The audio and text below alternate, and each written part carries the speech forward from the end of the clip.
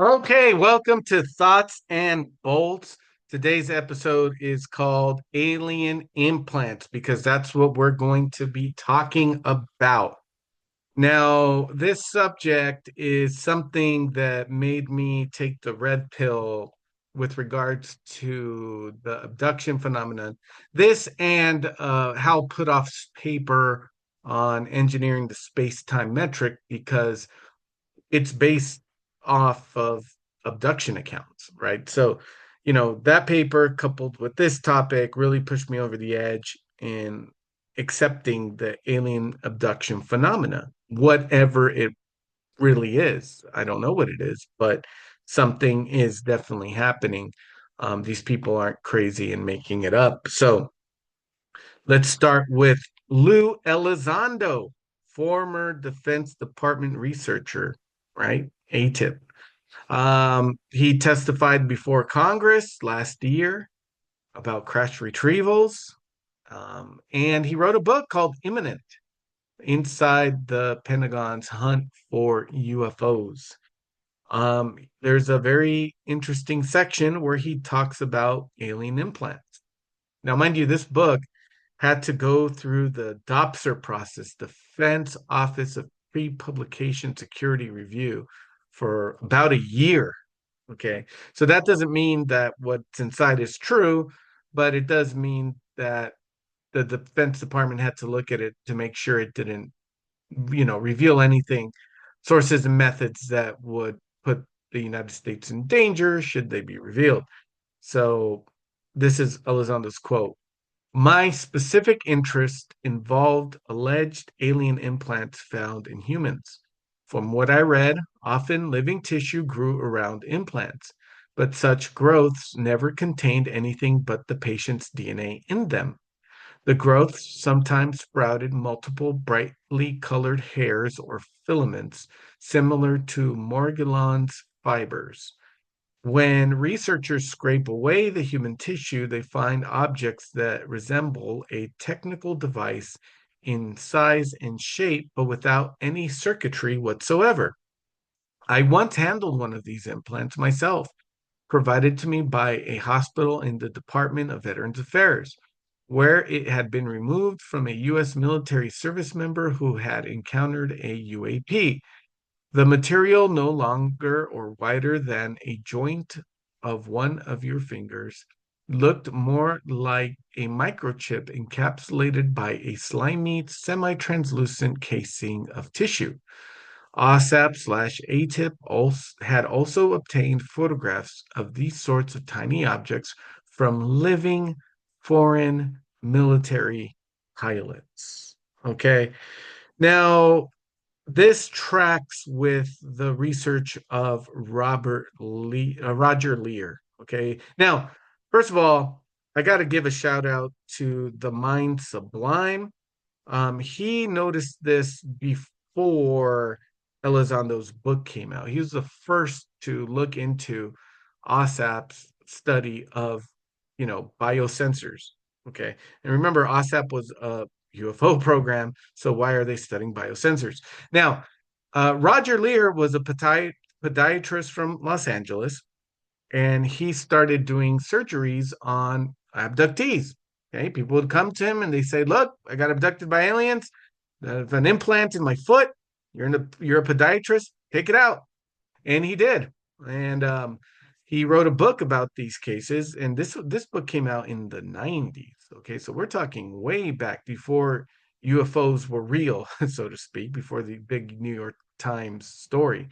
But basically, he talks about these implants and how the patient didn't have an inflammatory reaction, how the specimens were covered by a strange gray dense biological membrane, and that there was no evidence of a portal or entry for any of the implants he had removed. Okay. And here's a picture of one of those implants that he had provided to Coast AM.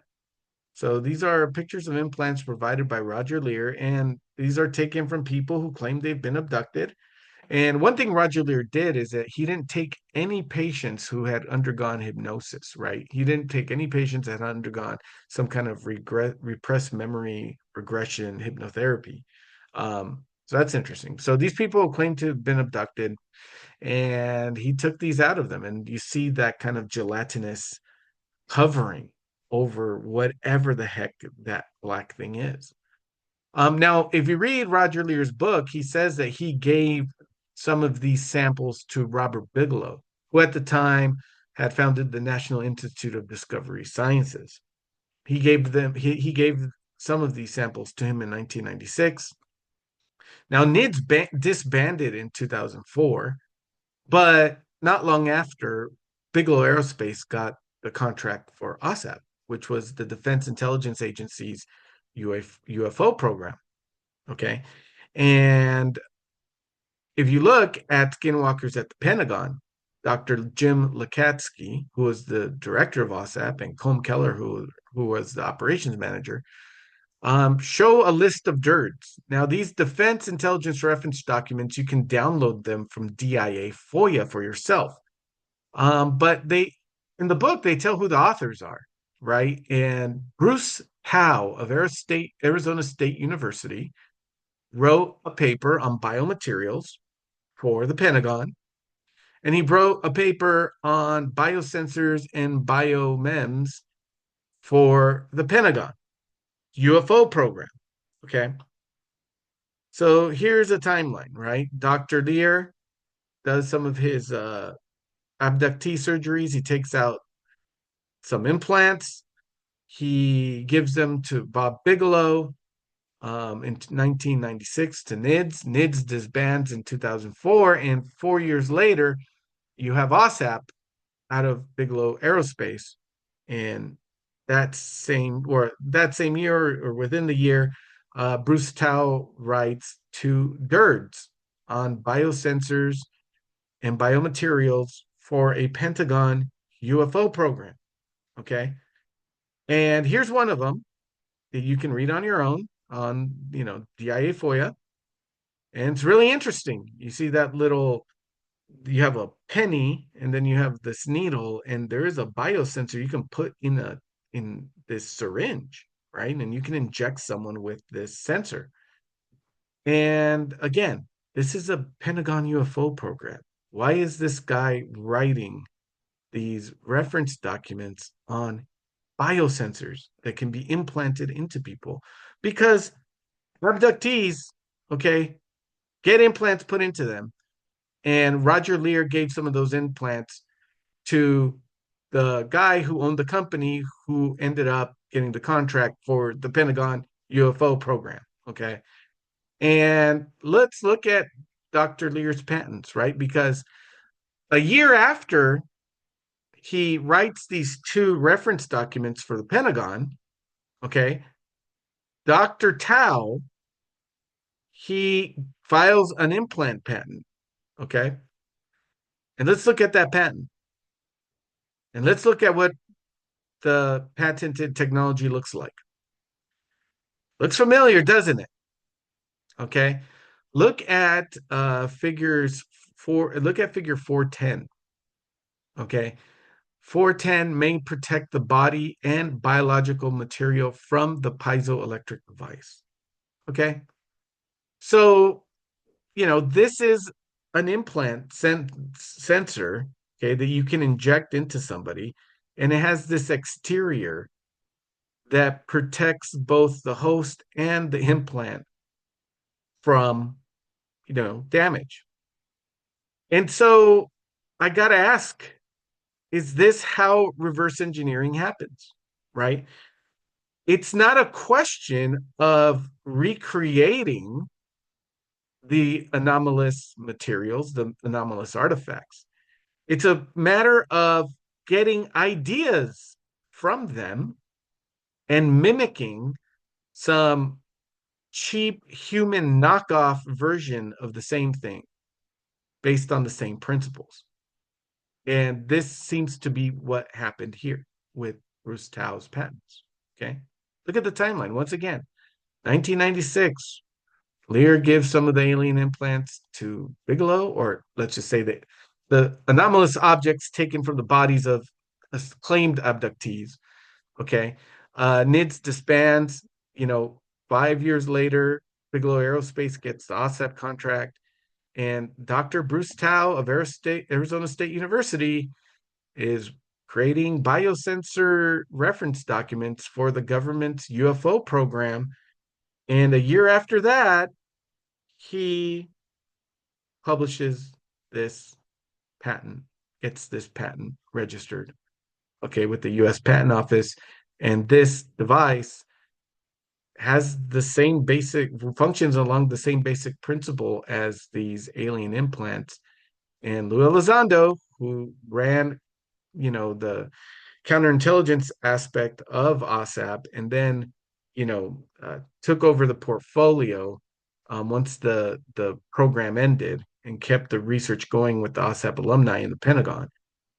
Talk to us about, some of these things being found in the bodies of servicemen.